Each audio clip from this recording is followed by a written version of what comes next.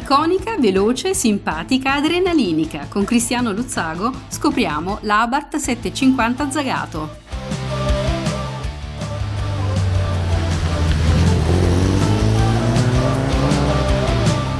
Amici appassionati di automobili da collezione, oggi presentiamo un modello molto particolare e raro che è la Abarth 750 Double Bubble costruita da Zagato. Agli inizi della carriera Carlo Abarth cominciò a preparare le vetture Fiat di serie che erano appunto chiamate derivate Abarth. Lui amava sottolineare che erano vetture elaborate e non preparate. Poi ebbe l'intuizione di abbinare la produzione delle sue auto da competizione con le carrozzerie prodotte da Zagato. Quindi partendo dal pianale della 600 Fiat, che era una vettura popolare e anche di basso costo, però con delle caratteristiche tecniche di avantreno, retrotreno e motore posteriore, si prestavano molto bene per fare una vettura di carattere sportivo. Quindi commissionò a Zagato questi modelli che sono interamente in alluminio, che hanno la caratteristica di chiamarsi Double Bubble proprio perché hanno il tetto che ha queste due bolle che caratterizzano molte delle vetture da competizione disegnate da Zagato. Anche le prese d'aria posteriori che alimentano il flusso d'aria al vano motore hanno questa forma che ripercorre lungo tutta la profilatura della vettura la doppia gobba.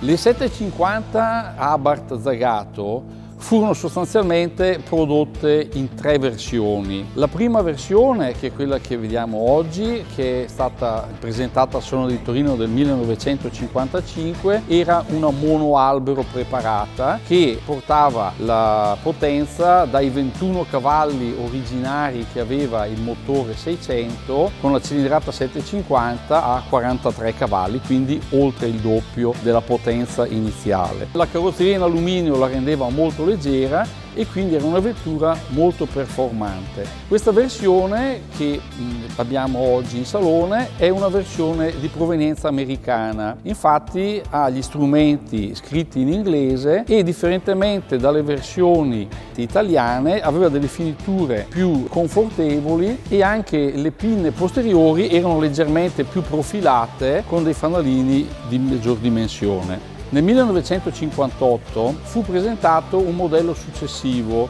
che era, differentemente da questa che è una monoalbero, era una bialbero. La bialbero, che era anche denominata Record Monza, aveva la caratteristica di avere un motore molto più performante che arrivava addirittura a 57 cavalli con dei carburatori posti al di sopra delle testate e quindi aveva un ingombro maggiore, quindi era un gruppo motore sensibilmente più alto e questo rese necessario fare il cofano posteriore con un'unica bocca di afflusso di aria molto più alta rispetto a questo modello. Avevano anche il tetto che veniva a perdere la doppia gobba e erano vetture che ebbero i maggiori successi a livello competitivo anche negli Stati Uniti. Successivamente fu presentato un altro modello che era la cosiddetta Sestriere. La Sestriere 750, anch'essa monoalbero, era molto facilmente riconoscibile dagli altri modelli, innanzitutto perché aveva la carrozzeria completamente in acciaio invece che in alluminio, aveva i fari anteriori che invece di essere carenati erano aperti, non aveva più la doppia gobba sul tetto e aveva delle aperture posteriori sul cofano molto più ampie rispetto al modello che presentiamo oggi.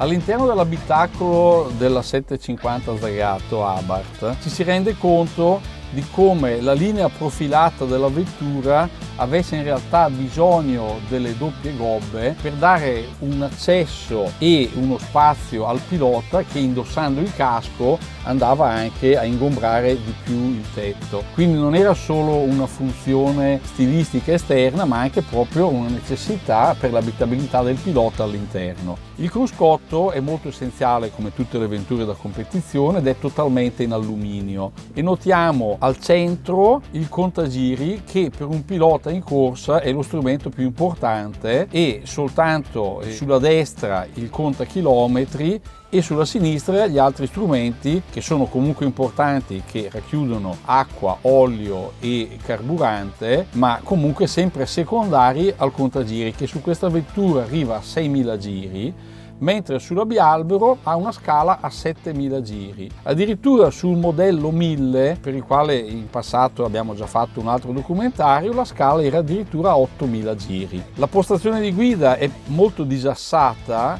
rispetto alla pedaliera, ma poco conta, perché quando si è in pista o in gara in montagna non si sta a badare a queste sottigliezze di comfort, e quello che conta è che la vettura sia veloce e performante.